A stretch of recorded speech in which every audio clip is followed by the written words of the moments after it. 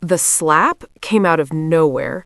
One moment, I was standing in our kitchen explaining why I couldn't drive my brother to his college orientation, and the next moment, my mother's hand connected with my face so hard that I saw actual stars, not a metaphor, actual white spots dancing across my vision as my head snapped to the side and my cheek exploded in pain. I'm Sophia Mitchell, and this is the story of how my parents chose my younger brother over me for the last time. I was 23 years old, working double shifts as a medical assistant at Denver General Hospital, paying $500 a month in rent to live in my childhood bedroom, and somehow still expected to be my brother's personal chauffeur. My brother Jake was 19, didn't have a job, didn't pay rent, and had just totaled his third car that our parents had bought him. But I was the problem. I was always the problem. "How dare you say no to me?" my mother hissed, her hand still raised like she was considering hitting me again. "Your brother needs you." I touched my burning cheek, tasting blood where my teeth had cut the inside of my mouth. "Mom, I have a doctor's appointment.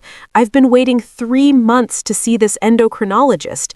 My thyroid levels are dangerously high. The doctor said if I miss this appointment—" "Reschedule it," she snapped. "Jake's orientation is important. This is his future we're talking about."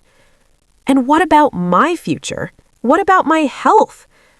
That's when my father spoke up from his recliner, not even bothering to look up from his phone.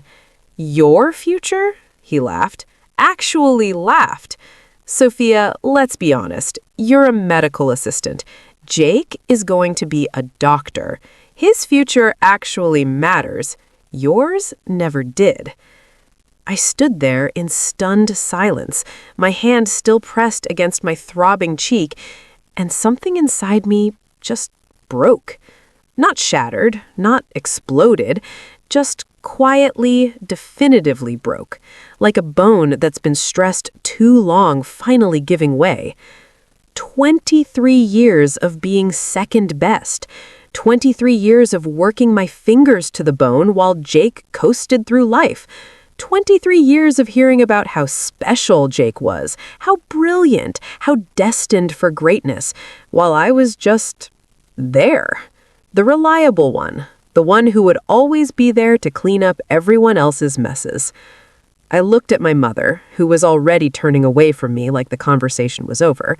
I looked at my father, who still hadn't bothered to make eye contact, and I made a decision that would change everything. "You're right. My future here doesn't matter, so I'm leaving." My mother spun around. "What?" "I'm moving out. Today. Right now." "You can't," my father said, finally looking at me. "You owe us rent for this month."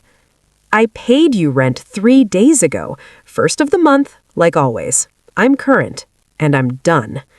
"Where will you go?" my mother demanded. "You can't afford an apartment in Denver." "I'll figure it out. I always do. That's what you trained me for, right? To handle everything myself while you both focus on Jake?" I walked to my bedroom and started throwing clothes into garbage bags. I didn't have suitcases because I'd never been on a vacation. Those were for Jake. Family trips to Disneyland, to Hawaii, to Europe. I'd always stayed home because someone needs to watch the house and we can't afford 4 tickets. My mother followed me, her voice switching from angry to manipulative in seconds. "Sophia, honey, you're being dramatic. I barely touched you. And you know your father didn't mean it like that. We love you, but you have to understand, Jake needs more support right now. He's at a crucial point in his life." "And I'm not?" I turned to face her, a bag of clothes in my hand. "I've been working full-time since I was 16. I've been paying you rent since I was 18. I put myself through medical assistant training. I've never asked you for anything. But the one time I need to prioritize my health, my literal health, you hit me. And Dad said my future doesn't matter. So no, Mom, I'm not being dramatic. I'm finally being smart." I loaded everything I owned into my beat-up Honda Civic. It took 4 trips. My whole life fit into 4 garbage bags, a box of books, and my work uniforms. Jake watched from the window of his room, the room that was twice the size of mine, with his new gaming computer and his new iPad and his new everything. As I drove away, I caught a glimpse of my face in the rearview mirror. My cheek was already bruising, a perfect handprint in red and purple. I took a photo of it with my phone. I didn't know why at the time. I just knew I needed to document this moment. The moment Sophia Mitchell stopped being the family doormat. I went to my doctor's appointment. The endocrinologist took one look at my test results and my bruised face and asked if I was safe. I told her the truth. She asked if I had somewhere to stay. I told her I'd figure it out. She made a phone call. That phone call changed my life. Denver General Hospital had a program I didn't know about, a residential nursing program that provided housing and full tuition in exchange for a 3-year work commitment after graduation. The program director, Dr. Patricia Chen, met with me that same day. She looked at my work record, my test results, my bruised face, and she said something no one in my family had ever said to me. "You deserve better than this, Sophia, and I'm going to help you get it." I moved into the hospital's residential facility that night, a small studio apartment, nothing fancy, but it was mine. No rent owed to parents who saw me as a walking ATM, no brothers' messes to clean up, no reminders that I was the disappointment. My parents called 37 times that first week. I didn't answer. Jake texted me asking who was going to do his laundry and cook his meals. I blocked his number. My mother showed up at the hospital demanding to speak to me. Security escorted her out. I started nursing school. I worked part-time in the emergency department and studied full-time. I was exhausted, but I was free. And for the first time in my life, people saw my potential. My professors praised my work. My supervisors at the hospital called me dedicated and talented. I made the dean's list every semester. I didn't speak to my family for 2 years, not a single word. And in those 2 years, I became someone I didn't recognize, someone confident, someone valued, someone who mattered. But I should have known peace never lasts because in my 3rd year of nursing school, I got a notification from my bank. My credit card limit had been maxed out. Except I didn't have a credit card. I'd never applied for one. I pulled my credit report and my blood ran cold. There were 4 credit cards in my name that I'd never opened, a car loan I'd never taken out, a personal loan from a payday lender I'd never contacted. Total debt? $43,000, and every single account was delinquent. Someone had stolen my identity, and I had a pretty good idea who. I hired a lawyer with money I didn't have. We investigated, and what we found was worse than I'd imagined. My parents had been using my social security number since I turned 18. They'd opened credit cards, taken out loans, all in my name. They'd used the money to fund Jake's lifestyle, to prop up my father's failing contracting business, to maintain their image of success while drowning in debt they'd created in my name. My lawyer asked me what I wanted to do. I could report them, but they were my parents.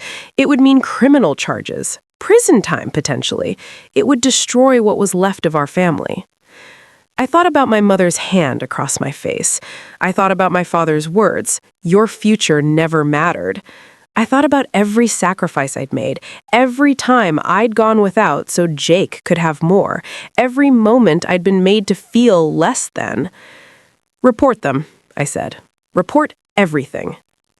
The investigation took 6 months. In that time, my parents tried everything. They called me crying, begging me to drop it. They sent relatives to convince me I was being vindictive.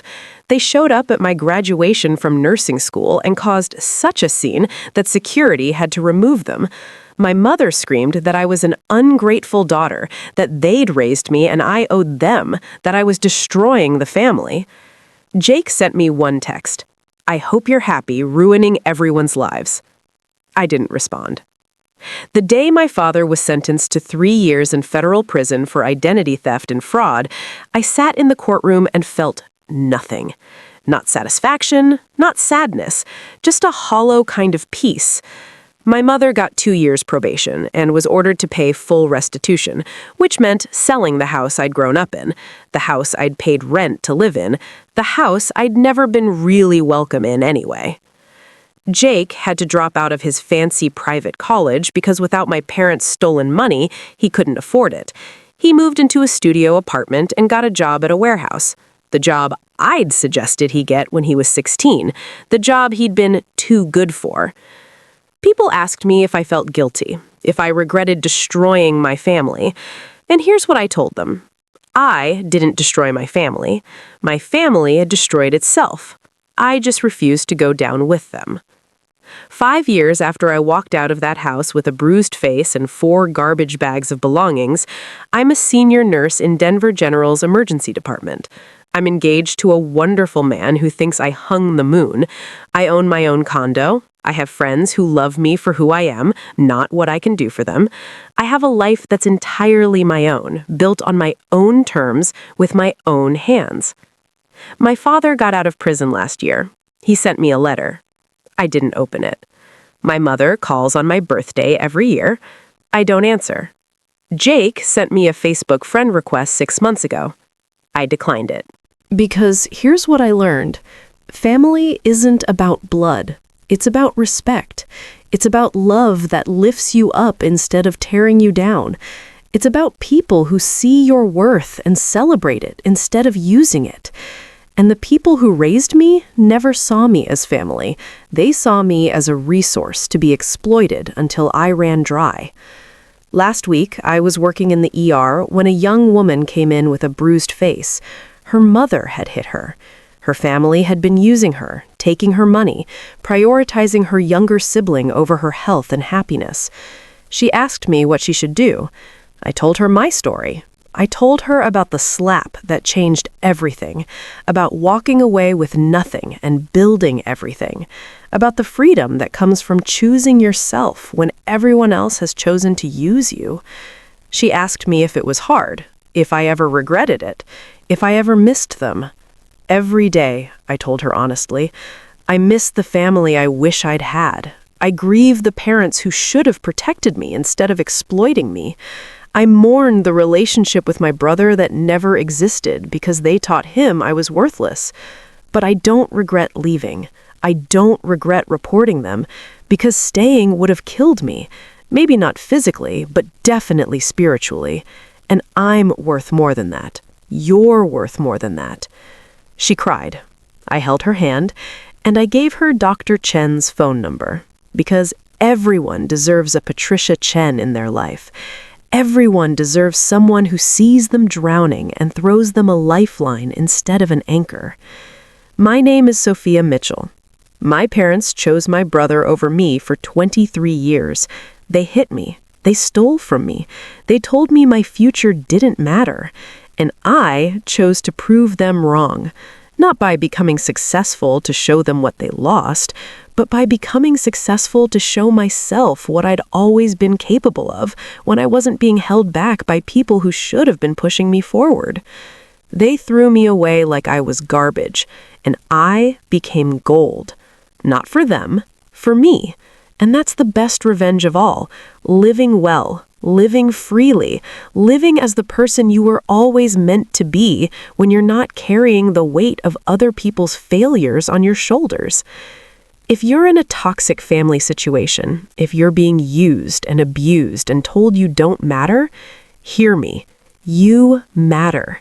Your future matters. Your health matters. Your happiness matters. And you don't owe anyone your suffering just because they share your DNA. Walk away if you need to. Build something better. Choose yourself. Because you deserve a family that chooses you back. And if you don't have that, you can build it yourself with people who see your worth. I did, and you can too. My mother slapped me until I saw stars, and my father said my future never mattered. They were wrong. My future mattered so much that I built it myself, without them, despite them, and better than anything they ever imagined for me. And that's a future I can be proud of.